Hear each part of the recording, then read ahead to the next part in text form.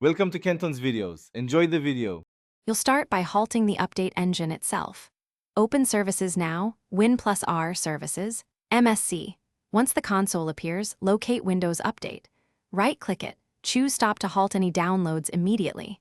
Make sure to change startup type to disabled so it won't restart on reboot. You're doing this to prevent automated installs while you apply safer controls. Keep a note of the original startup type so you can revert later. This is the minimal first action step to claim control over updates. Once the service is stopped, prevent scheduled or policy triggers from restarting it. Pause updates in settings to immediately block Microsoft's rolling windows. That's temporary but quick. Next, open Task Scheduler and disable Update Orchestrator and related update tasks so no scheduled task restarts the service. Finally, for a deeper block, use Group Policy, GPedit, MSC, or the registry to disable automatic feature and driver updates. This prevents re-enabling by policy.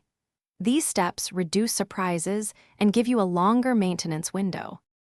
To finish, restart your PC and verify Windows Update remains stopped and that no downloads start. If updates resume, inspect Task Scheduler, Group Policy, and any OEM or corporate management tools that may re-enable services. Disable or configure them appropriately. Make sure Windows Update Medic service isn't auto-recovering the update service. If it is, use registry edits or third-party tools cautiously. If something breaks, reverse the earlier changes. Restore the original startup type, re-enable tasks, and unpause updates so Windows can get critical patches again.